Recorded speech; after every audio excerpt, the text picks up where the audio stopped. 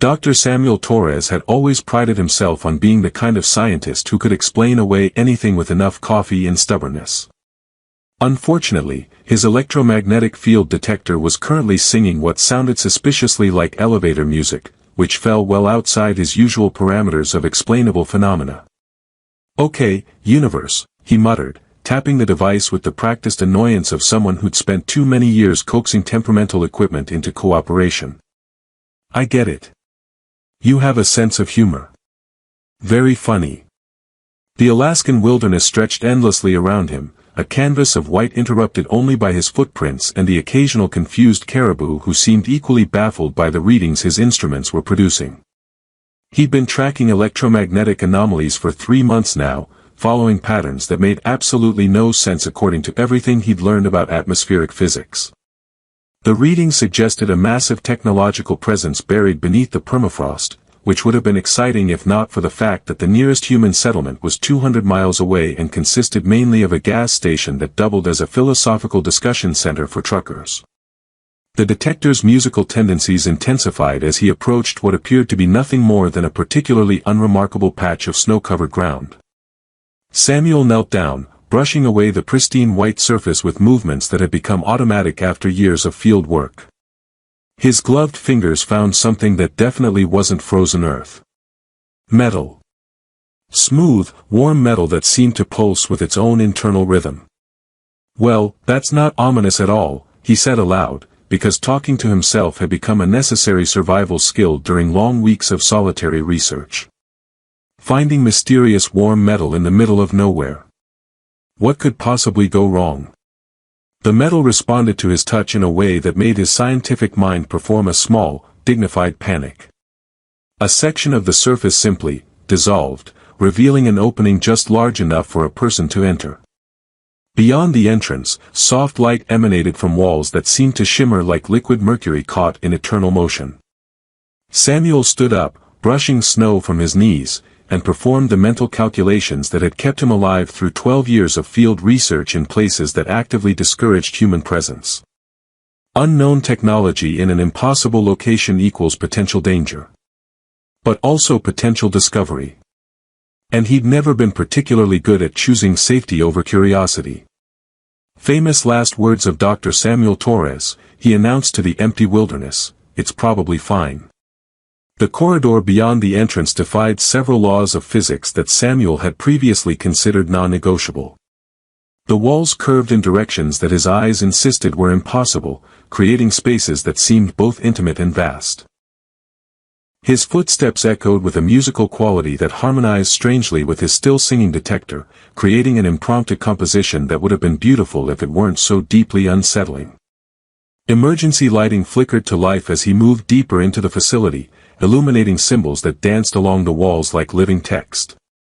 The air tasted of ozone and something else, something clean and electric that made his teeth ache in ways that suggested his body was experiencing sensations it hadn't evolved to process.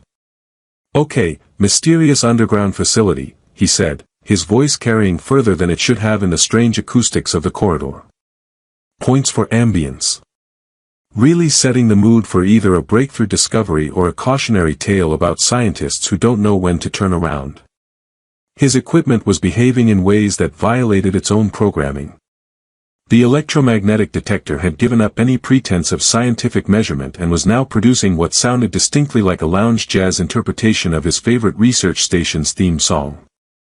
His GPS had developed opinions about his life choices and was displaying coordinates that placed him simultaneously in Alaska, orbit around Jupiter, and somewhere called Dimensional Substrate 7 Alpha. The corridor opened into a chamber that made Samuel's brain perform another small, professional crisis. The space was vast enough to contain a small cathedral, filled with what appeared to be dozens of figures arranged in perfect, meditative stillness. They looked human, remarkably, impossibly human, except for the delicate, elongated ears that rose from their heads like elegant points of light-catching cartilage. Each figure was suspended in what seemed to be individual fields of soft energy, their forms outlined in gentle luminescence. Their clothing appeared to shift and flow like liquid fabric, changing color with each breath in patterns that suggested technology far beyond anything Samuel had encountered in his career of encountering impossible things. He took a step into the chamber, and every pair of eyes opened simultaneously. The silence that followed was the kind of profound quiet that exists in the moment before lightning strikes, heavy with potential energy and the promise of dramatic change. Samuel found himself the focus of dozens of gazes that ranged in color from warm amber to deep violet, each pair of eyes studying him with an intensity that made him acutely aware of every coffee stain on his field jacket. Well, he said, because silence had never been his strong suit and he discovered that humor was often the best response to situations that threatened to overwhelm his capacity for rational thought, this is either first contact or I've finally had that complete psychological break my colleagues have been predicting for years. A figure near the center of the arrangement. A woman with silver hair that seemed to catch and reflect light in impossible ways, raised one graceful hand and pointed directly at him. When she spoke, her voice carried the same musical quality as the facility's strange acoustics, but formed words in perfect, unaccented English. "This one is mine." The other figures remained motionless, but Samuel could feel the weight of their attention shift, as if her declaration had altered some fundamental dynamic in the room. He looked down at himself, then back at the pointing finger, then performed the kind of mental double-take that had served him well during particularly confusing faculty meetings. "I'm sorry," he said, maintaining the polite tone he'd learned to use when dealing with customs officials in remote locations, "but I think there might be some kind of misunderstanding. I'm just here about the electromagnetic readings. I'm not really sure what the claiming procedure involves, but I should probably mention that I haven't filled out any paperwork." The woman who had claimed him stepped down from her energy platform with the fluid grace of someone who had never experienced the indignity of tripping over her own feet. Samuel envied this quality, having personally established a distinguished career in accidental collision physics. "Paperwork," she said, and her voice carried what sounded distinctly like amusement. "Your species has remarkable faith in documentation. I am Lyra, though that is merely what your language can accommodate. My actual name involves harmonics that would require you to develop several additional vocal cords." Samuel nodded politely, the way he'd learned to do when conferences speakers started discussing theories that existed primarily in mathematical dimensions his brain couldn't quite grasp. "Samuel Torres. Dr. Samuel Torres, actually, though I'm beginning to suspect my doctorate in electromagnetic phenomena might be less relevant here than I'd hoped." "Oh, it's more relevant than you realize," Lyra said, approaching him with steps that seemed to bend space slightly with each movement. "Your research into electromagnetic anomalies has been guided for months. We've been watching your work, nudging your equipment toward the readings that would eventually bring you here." This information processed through Samuel's mind with the efficiency of a government bureaucracy during a holiday weekend. "So, let me understand this correctly. You've been manipulating my research to lure me to this place so you could claim me? That seems like an overly complicated dating strategy." Several of the other figures stirred at this comment, and Samuel caught what sounded suspiciously like suppressed laughter from various directions. Lyra's ears, those elegantly pointed features that caught light like organic prisms, twitched in what he suspected was either amusement or preparation for violence. "The claiming is not romantic, Dr. Torres, though I appreciate your assumption that interdimensional relationships follow standard human courtship protocols." She gestured toward the other figures, who were beginning to move and stretch as if awakening from deep meditation. "We are refugees, and each of us requires a human partner to anchor ourselves to this dimension. Prolonged exposure to interdimensional travel without a quantum tether causes consciousness to scatter across multiple realities." "Quantum tether," Samuel repeated slowly. "So I'm like a cosmic anchor." "More like a dimensional bookmark," said another voice. Samuel turned to see a woman with dark hair and ears that seemed to shimmer with their own internal light approaching them. "I'm Zara. Engineer. And before you ask, yes, we realize how ridiculous this sounds to someone from a species that still uses combustion engines." Samuel felt his scientific training assert itself, the way it always did when confronted with phenomena that threatened to overwhelm his capacity for rational analysis. "Okay, Setting aside the fact that you're apparently refugees from another dimension, which, by the way, raises several questions about the nature of reality that I wasn't really prepared to contemplate today. Why me specifically? There have to be thousands of scientists working on electromagnetic research.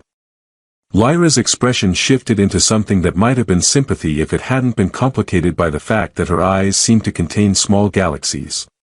Your research patterns, your personality profile, your natural electromagnetic resonance, all factors we evaluated.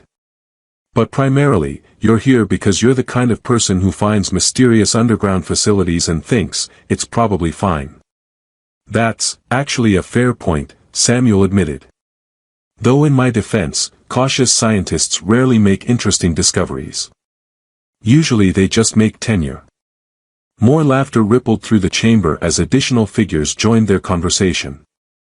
Samuel found himself surrounded by beings who looked human enough to be unremarkable in most contexts, except for their ears and the way they moved as if gravity were merely a suggestion rather than a physical law. We are not exactly aliens, Lyra continued, apparently reading his thoughts or possibly his expression, which had probably settled into the look of someone trying to process too much impossible information at once. We are from what you might call a parallel Earth, where evolution took a slightly different path. Our ears are not merely aesthetic, they detect electromagnetic frequencies, emotional resonances, quantum fluctuations. That is how I knew to choose you before the others could sense your compatibility. A woman with copper-colored hair and ears that seemed to generate their own soft luminescence stepped forward. I'm Vera. Biologist. And I should mention that our senses are quite accurate. Lyra's choice was strategically sound, though I suspect she also found your commentary amusing. My commentary got me dimensionally kidnapped, Samuel said. I'm not sure whether to be flattered or concerned about my life choices. Both would be appropriate, said Lyra. Our world was consumed by entities we call silence weavers, creatures that exist between dimensions and feed on consciousness itself. We have been fleeing through rifts in space-time, seeking worlds where we might find sanctuary and partners who can help us maintain our existence in stable reality. Samuel's detector, which had been providing ambient jazz throughout this conversation, suddenly shifted to what sounded like a warning alarm performed by a particularly anxious string quartet. The walls of the chamber began to shimmer more intensely, and every pointed ear in the room swiveled toward sounds he couldn't perceive. Speaking of maintaining existence in stable reality, said Zara, her voice taking on the crisp efficiency of someone switching into emergency protocols, we appear to have a situation developing. Lyra moved toward Samuel with fluid speed, her hand touching his arm in a gesture that sent electricity through his nervous system in ways that suggested his understanding of bioelectrics was about to undergo significant revision. Your arrival has activated systems that have been dormant. The facility is responding to the presence of an unanchored human. This could be problematic. Define problematic, Samuel said, though the increasing urgency in the air around him suggested he might not want to hear the answer. The kind where we discover whether your sense of humor remains intact when faced with defense systems designed by a civilization that considered warfare a form of aggressive physics, Lyra replied. Samuel looked around at the chamber, which was beginning to transform in ways that made his brain file formal complaints about the violations of three-dimensional space it was being asked to witness. Well, he said, maintaining the tone that had carried him through 12 years of field research in places that actively discouraged human survival, at least it won't be boring. The chamber transformed with the casual efficiency of a stage crew that had performed the same set change 1,000 times, except the stage crew appeared to be composed entirely of architectural physics and ambient malevolence. Samuel watched walls flow like liquid mercury into new configurations while the floor beneath his feet developed what could only be called opinions about his continued presence. Defense systems, he said, maintaining the conversational tone that had become his default response to situations that exceeded his emotional processing capacity. Let me guess, they don't have a politely ask the intruder to leave setting. Our people believed that politeness was inefficient in combat scenarios, Lyra replied, her hand still on his arm as energy patterns began tracing themselves along the walls in configurations that hurt to look at directly. The facility is designed to test potential threats through practical examination. Practical examination, Samuel repeated. That sounds ominous in the way that military euphemisms usually do. The chamber had reorganized itself into what appeared to be an obstacle course designed by someone with both advanced engineering degrees and serious psychological issues. Platforms materialized from nowhere, suspended at impossible angles over what looked like pools of liquid starlight. Energy barriers flickered into existence, creating a maze that seemed to exist in more dimensions than Samuel's visual cortex was equipped to process. The good news, said Zara, stretching with the casual preparation of someone about to attempt something that would probably violate several laws of physics, is that the defense system is more interested in evaluation than elimination. It wants to see what you're capable of. And the bad news? Its evaluation methods were designed for beings who could manipulate quantum fields as a basic survival skill, Vera added helpfully. Samuel looked at the obstacle course, then at his own hands, which were notably lacking in quantum manipulation capabilities. I feel like there might be a fundamental mismatch between the test requirements and my skill set. I'm more of a carefully calibrate instruments and take precise measurements kind of scientist than a leap across impossible platforms while dodging energy weapons kind of scientist. Which is exactly why this should be interesting, Lyra said, and her tone suggested she was either confident in his abilities or enthusiastic about discovering his limitations through direct experimentation. The first obstacle presented itself as a platform that flickered between existing and not existing with the kind of timing that suggested malicious intent. Samuel approached it with the careful consideration he normally reserved for particularly volatile chemical reactions. Okay, theoretical physics, he muttered. Don't fail me now. He stepped onto the platform during one of its existing phases and immediately discovered that the facility's definition of existing was apparently more flexible than his had been. The platform held his weight while simultaneously giving him the distinct impression that it was considering other options. The trick, called Vera from behind him, is not to think about it too hard. The quantum fields respond to cognitive observation. The more you analyze what's happening, the more unstable everything becomes. Don't think about quantum mechanics while standing on a quantum platform, Samuel said. That's like telling someone not to think about elephants. Now I can't stop thinking about quantum elephants. The platform solidified with what sounded suspiciously like mechanical laughter. The next obstacle was a series of energy barriers that shifted between different frequencies, creating gaps just large enough for a person to slip through if they timed their movement perfectly. Samuel watched the pattern for several seconds, his trained analytical mind automatically calculating timing sequences and probability windows. You're overthinking it, Lyra said from beside him. She moved through the barriers with liquid grace, her body seeming to flow around the energy fields rather than through them. Samuel attempted to replicate her movement and promptly discovered that his body had not evolved the same relationship with space-time. The energy barrier caught him across the chest with a sensation like being embraced by a particularly affectionate lightning bolt.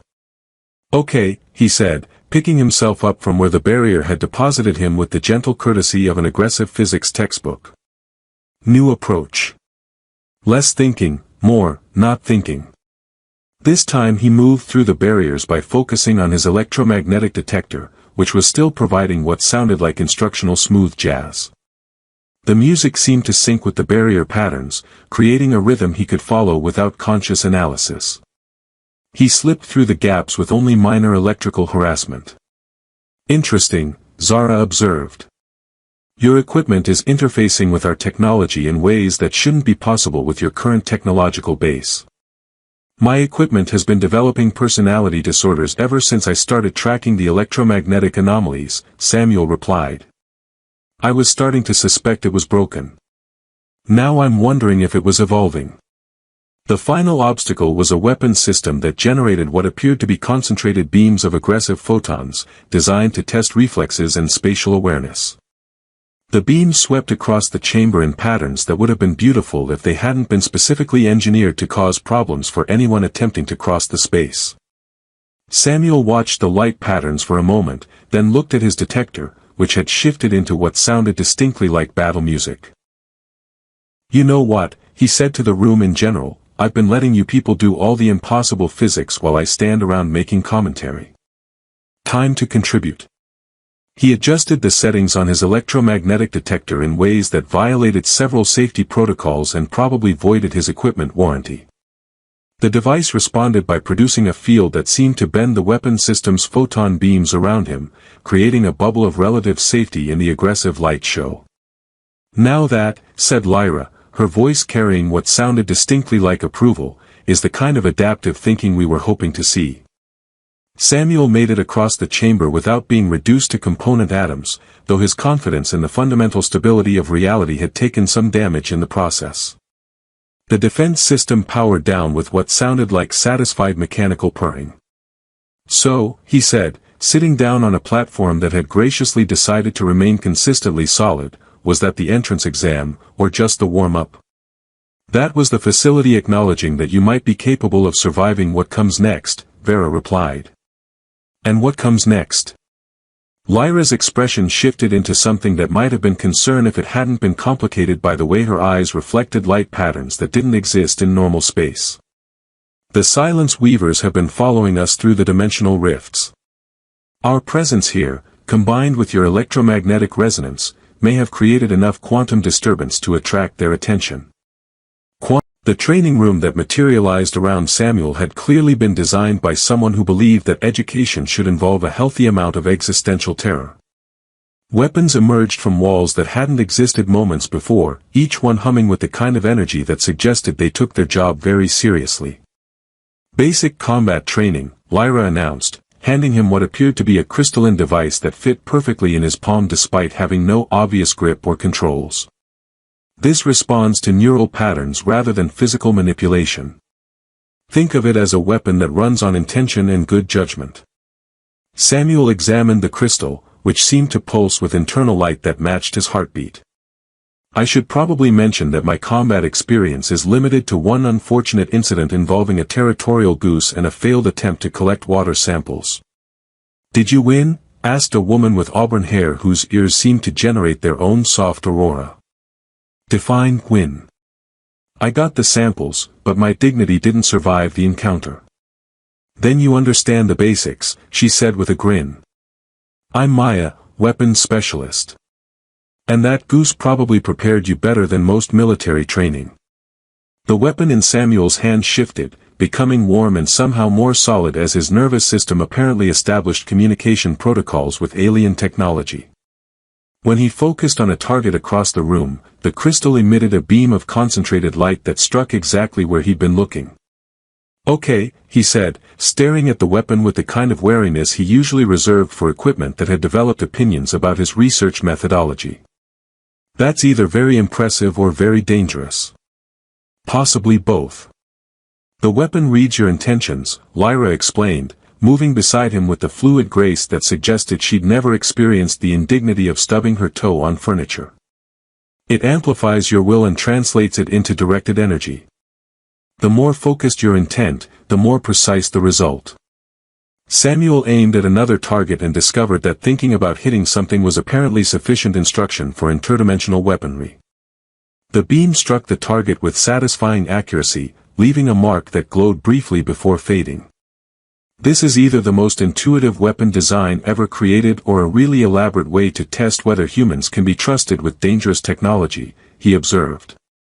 "Both," said Zara, approaching with her own crystal weapon that seemed to shimmer between different states of matter.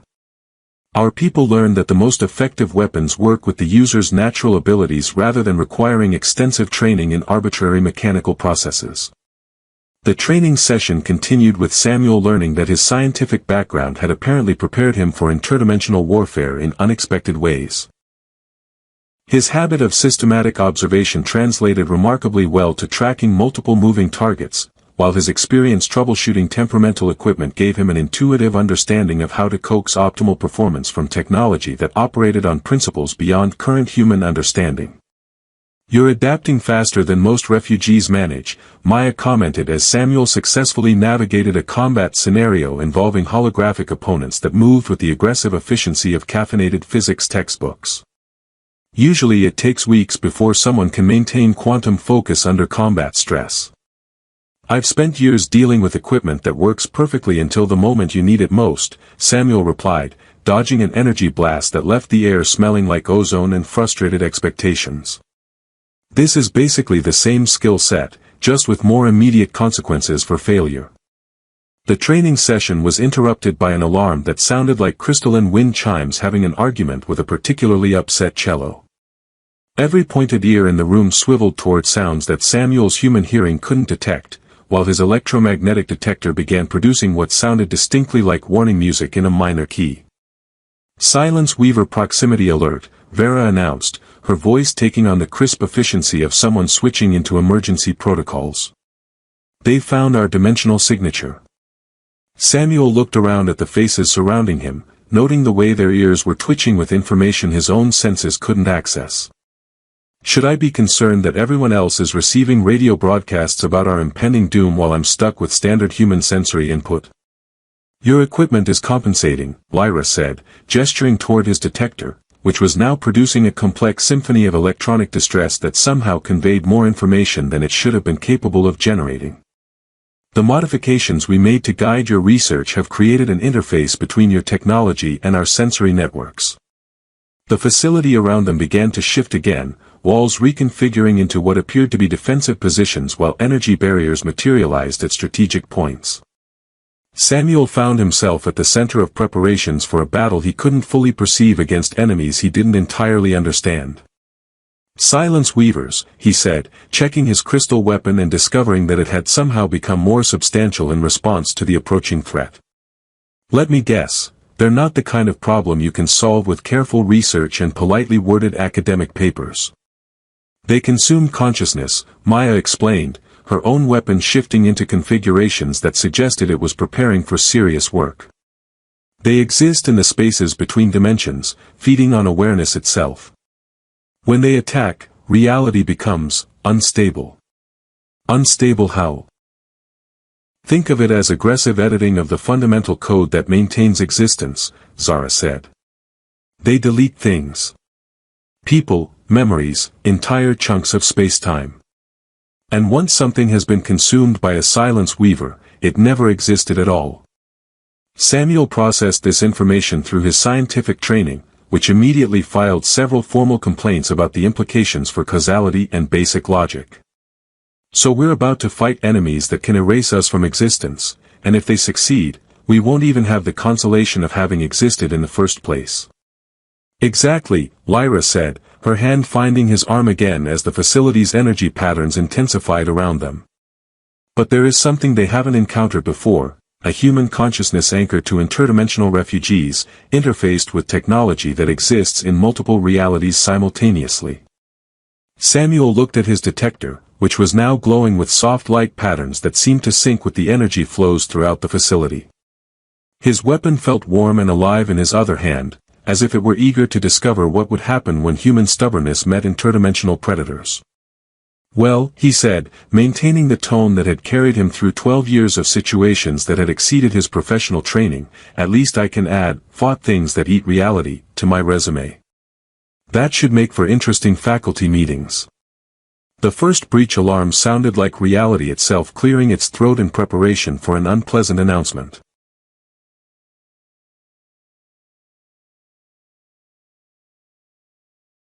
The silence weaver materialized in the center of the chamber like a walking violation of everything Samuel had previously understood about the nature of existence.